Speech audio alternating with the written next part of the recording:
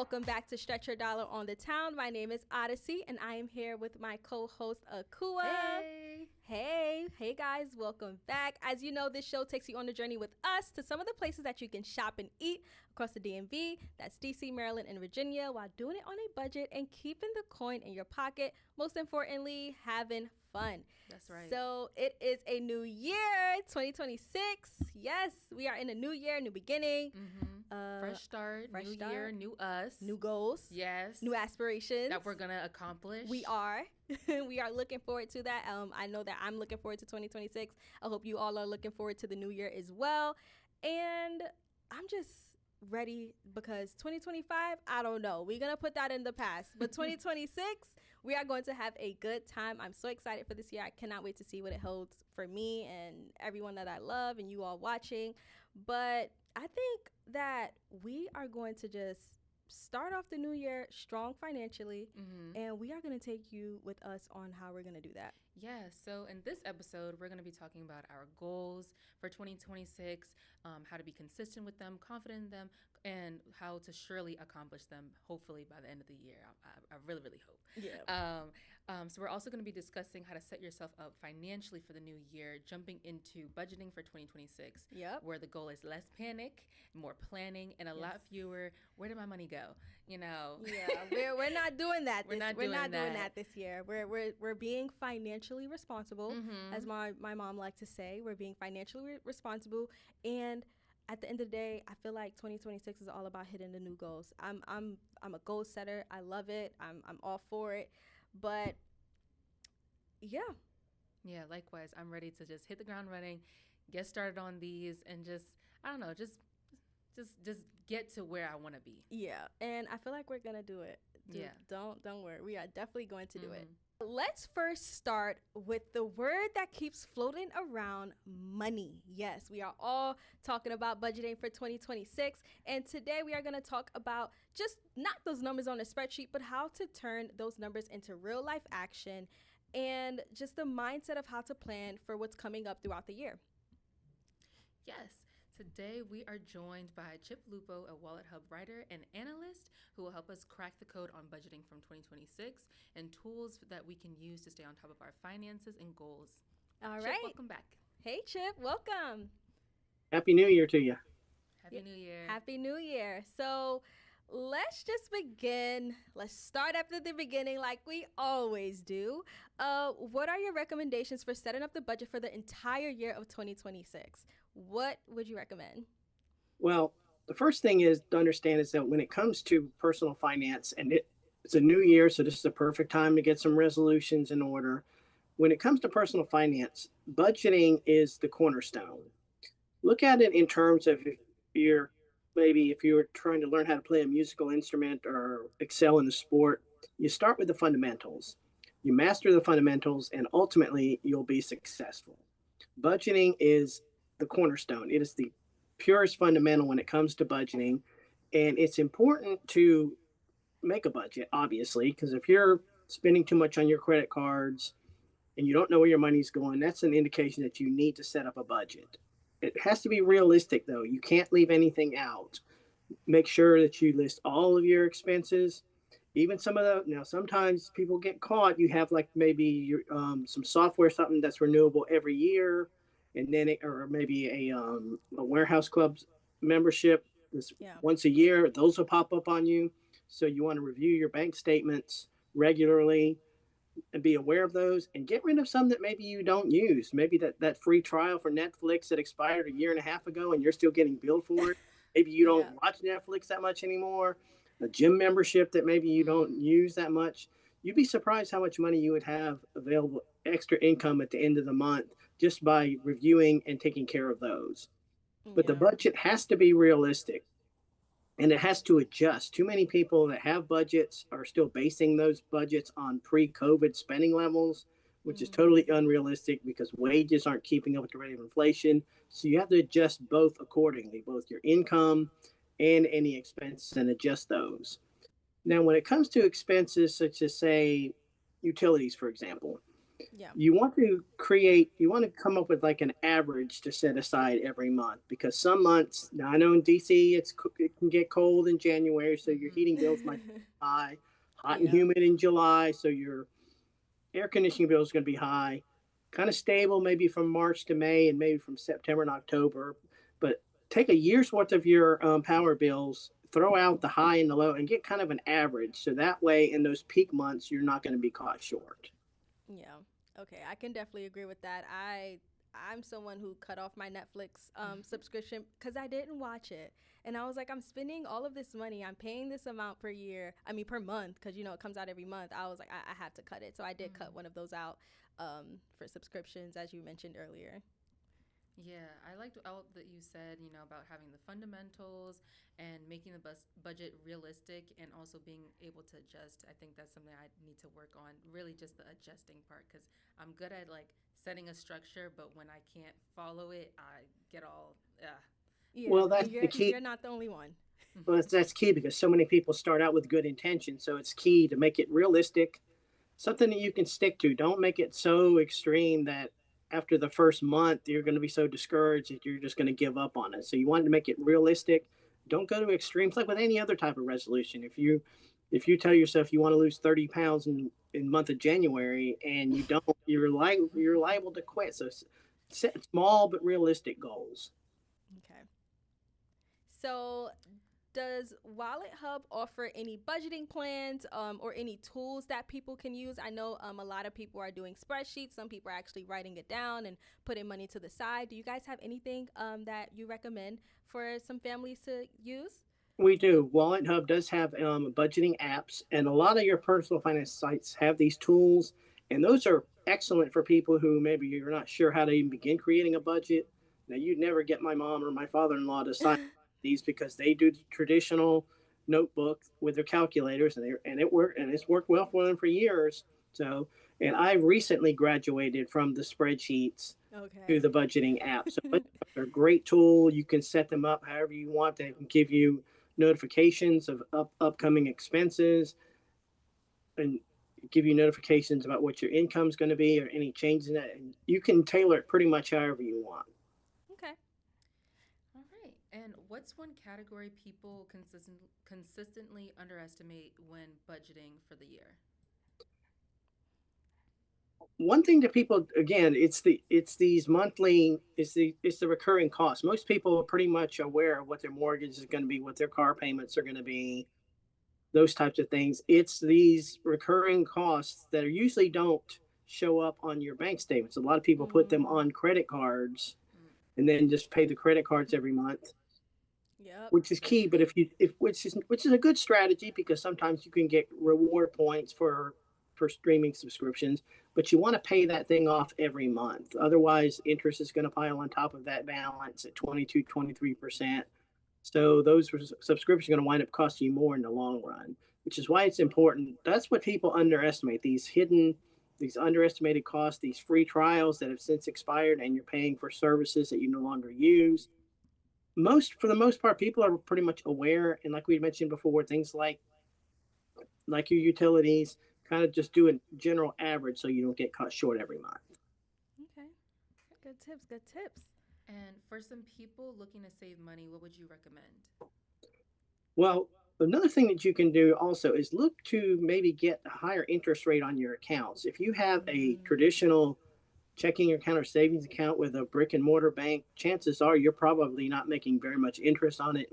Definitely not enough to keep up with the rate of inflation. So do some comparison shopping, choose online banks with high yield savings accounts or even CDs that can get you like Mm, 4% on your cash. But with things like CDs, though, make sure it's something that you're not going to need in the immediate future because there are penalties for withdrawing funds from a CD before they mature, which would wind up probably mm, costing you more than you would gain in your interest.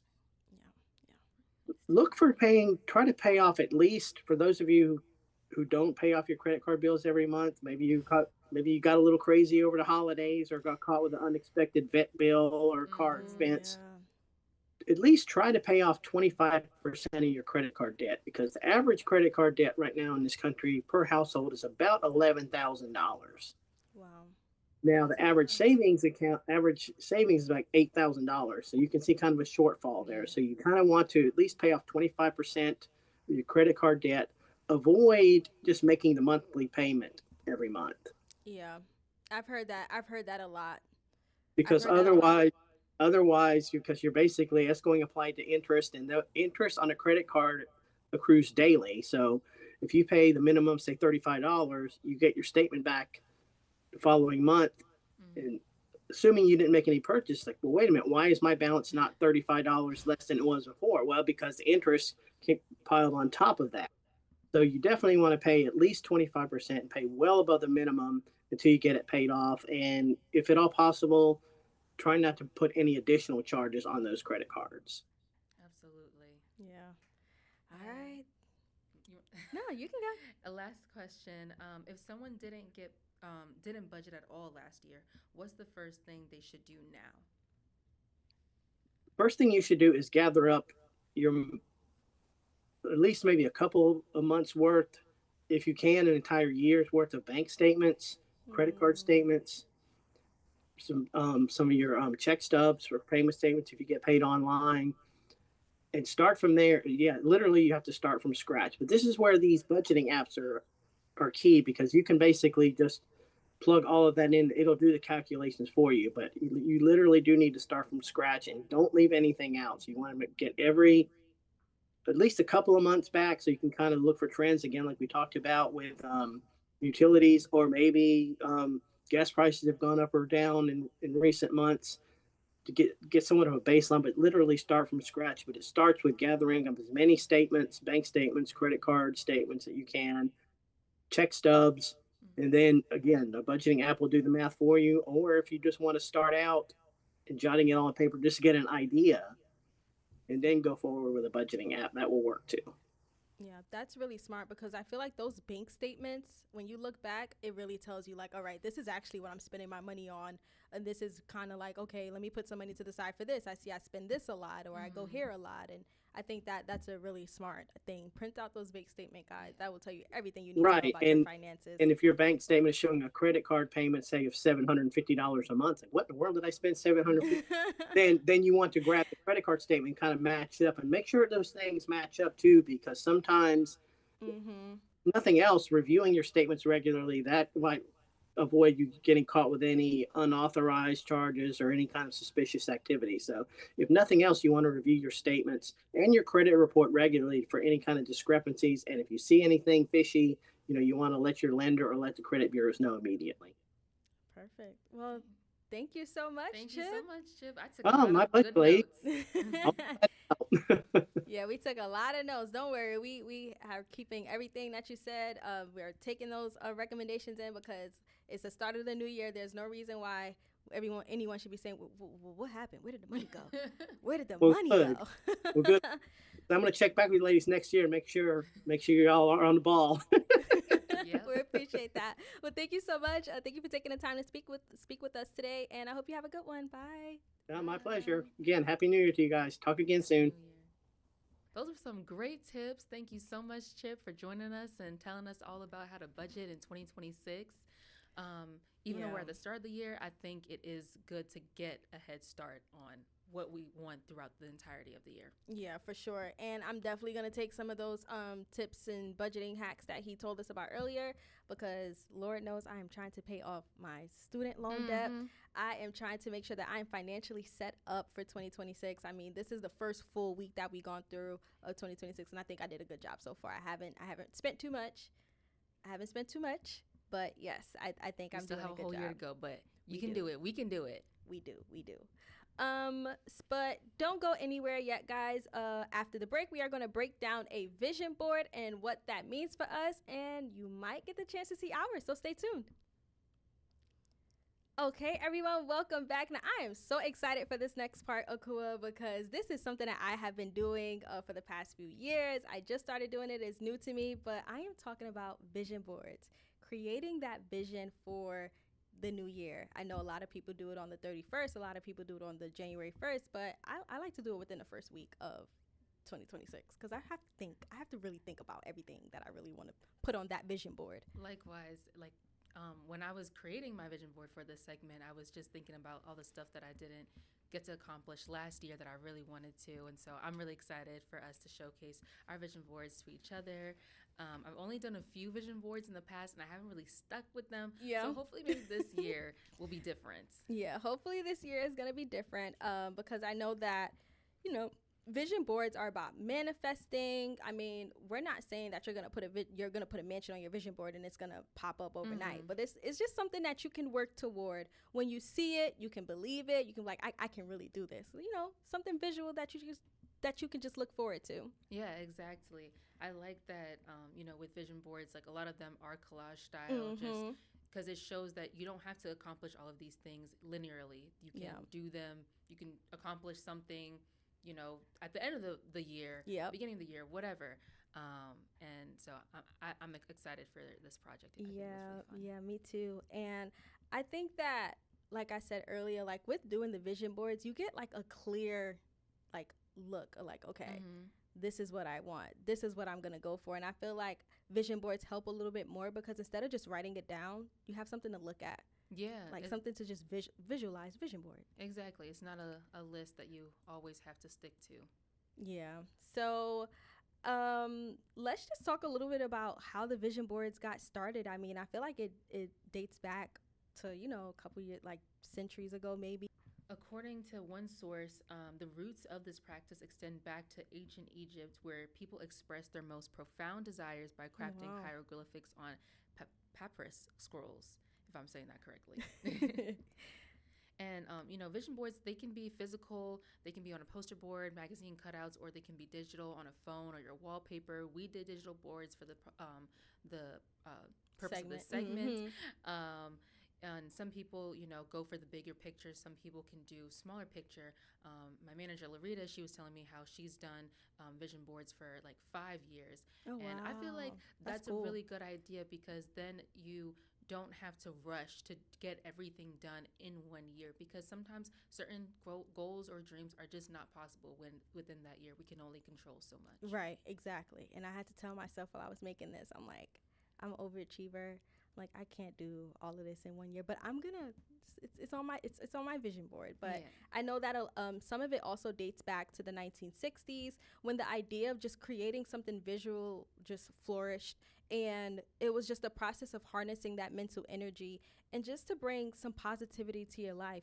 I know that a lot of people started doing that in the 60s. You know, just having a different mindset when it just comes to what you see in your life and how positive that can be, and just that reflection of just looking at something and be like, I can do this. Like, I really could do this. So yeah. So what do you think was the first step when we started creating these boards? I think the first step is always reflection, getting real with yourself about what it is that you actually want to accomplish, what it is that you think you can accomplish, you know, kind of like what Chip was saying in the interview earlier, just being realistic about your goals and being willing to adjust. So the first step for me was reflecting on the things that I hadn't accomplished that I really feel like I should have. And I categorized my goals into categories such as health, hobbies, and finance. And so that's really where I started off from. Okay. I think I started mine a little bit different. I didn't do any reflecting. I know what happened in 2025. Like, I know what happened. I don't want to think about it anymore. But I'm the type of person like, okay, how can I move forward? So I was like, let's just put down some of the goals that I want to reach just for 2026. I know Larita is doing 5 years, and I have never done that before. I think that's really cool. I want to try that. But I think that I just was like, let me just write down the goals that I have just for this year. I didn't separate mine like you. I should have did that. I don't know why I didn't think of that. Like, duh, hello. But I think some of those topics did hit me as I was making my goals. And I think a lot of them were just like a mental thing for me. I feel like I'm working on, you know, not trying to overcrowd my brain and not overwork myself. So that definitely played a lot. And I know there's other people out there as well. Like, okay, maybe 2026 needed to slow down because I don't know, 2025 was crazy. In my opinion, it was a lot going on. It was. It really was. We had a incredible start to the year. We did. With a lot of stuff. I mean, not to make things negative, but Yeah. I mean, we survived. We did. survived. We made it. And I was like, okay, this is cool, but like when is this year gonna end? I'm just so like this is cool and everything. But I feel like I went through a lot in 2025 and I'm just really looking forward to the 2026. But I did start off with my goals. For my vision board, which you'll see later. I'm excited. To see it. I'm excited to show it. What were some of your goals? What were some of the goals that you put on there? Did you think of anything a little bit more different than you did from 2025? Like, what were some of your goals? So my main goal is to get healthier. I really want to prioritize that, exercising more, eating better, because I am getting older. I'm not old, but I am getting older. I'm 26 years old, and I feel like it's time to really start, just prioritizing that, because I want to have a long life and have a long, healthy life as well. Yeah, we want to be healthy. But we are going to take a short break. Do not go anywhere. And when we come back from our break, you might see our vision boards, and just stay tuned. We'll be right back. All right, guys, welcome back. Now, before we went on break, we were telling you that we were going to show you our vision board and what we put on it and why. So let's just get started. Aku, do you want to go first? Because I'm nervous for mine. I don't know. I feel like yours is really nice, but I will go first. Okay. All right. So here we go. Oh, this is so cute. Yes, very bright and colorful. Yes. I also like that with vision boards, you can make them your own, and I feel like they're supposed to be attention grabbers. And when I see colors like this, of course, I'm just like immediately drawn to what is all this. So like I told you before the break, I want to get healthier. I want to exercise more. I want to eat healthier, more vegetables and more meats. Yeah.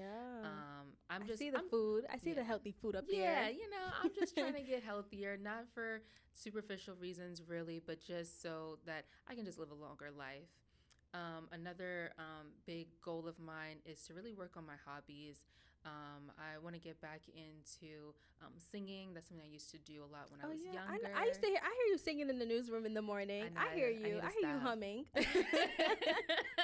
Sometimes you sounded good. It just calms me. So I want to get back into singing, and I couldn't find a picture of like someone drawing, but I want to get back into drawing as well, and just my artistic, creative side is what I want to get back into 2026. Okay. And then saving the money.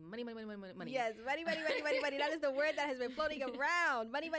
Yes, I want to be better at budgeting, and I really want to save up more. I've done pretty well saving up a lot. I've paid off a lot of my student loan debt, but I went back to school, so I'm still in debt, but I really just want to save up money for my future and to just clear that debt off. But those are the basics of my vision board. Maybe some more stuff can be populated because there is a lot of free space there. Yeah. But that's what I have. Yeah. Now I feel like mine, on the other hand, I really like to think about my vision boards. I normally take a lot of time, but yeah, I know. And I like to do little affirmations, as you can see up there. I do have money as well. I'm trying to save as much money as possible this year. I am trying to pay off my student loan debt, as I mentioned earlier. I'm trying to read more, and I'm trying to just continue working out. I have been working out consistently throughout 2025, so I'm gonna keep doing that. I want to take another trip this year. I want to catch a flight. I love catching flights. They're fun. What would be your dream destination? I really want to go to Hawaii. I know that it's an in-state. I call it an in-state travel because if you're not going across the seas, that's in-state. But I really want to go to Hawaii. I know someone who lived there for a while, and they had a good time. I'm just scared of the volcano, but we'll get into that later. I do have clothes up there because I love fashion. I have a little house. I do have a camera in here because I do want to take more pictures, and you guys see that wedding ring. Yes, that's nothing that I can control, but I would like to move toward that direction with my loved one, and then I just want to create some more moments of happiness for myself. I am into brewing my own teas, as you can see at the top. So I just want to keep doing that and just keep being healthy. Like I'm very excited for 2026. I'm off to a great start. I just really hope nothing nothing, please. Yeah, I'm not doing nothing 20. crazy. I don't want anything to give 2025. I Mhm. really don't. But whatever it is, you'll get through it. yeah, always, always. But I'm just so excited because vision boards are just always fun to make. Like you said, you can make them your own. You can be creative, and you can have fun with it. I had fun with mine. I had really fun. I was like, "Oh, this is cute. This is I cute." remember yesterday when I was making it, you were coming over like, looking like, what is all this? And Yeah, I was like, it's not gonna be that much. It's not gonna be, and it's not. It's cute. It's cute and simple. But I hope that for 2026, we are both able to accomplish all the goals that we want. Yeah. I mean, there are going to be some things that are not in our control, but At all. like your affirmation said, my happiness is endless. I hope that is true for both of us. Yes, that is true. And then those of you who are out there making your vision boards, it doesn't always have. I'm seeing a lot of people on TikTok cutting stuff and getting the glue. Baby, I don't have time for all of that. So if you were like me and you want to do Pinterest or Canva or just any other digital platform, they also offer those. And I feel like digital is great because you could just put it like I sometimes will put it on my phone or look at it when I'm not Yeah. having that great of a day. Say some affirmations to myself, and then it's right there. Just put it on your home screen, your lock screen, whatever. So yeah, those of you who are making your vision boards, have fun with it like we did. We had a great time, and make it your own. Yes. Make it personalized. Yeah, Make personalize it. The Mhm. more personal, the more in depth, I feel like the more you'll be willing to like actually try and accomplish those goals. Yeah, and vision boards are always fun. Mhm. So try it, do it, see what happens. Yeah, why not? Why not? But I think that's all that we have for you guys today. Thank you so much for joining us, and hopefully those tips that Chip gave you in the beginning helps you get through some of those struggles, or hopefully you're not struggling, but if it does, if you do start, those tips can help you, and then put your vision boards together, guys. But that's all that we have. See you next time. Bye.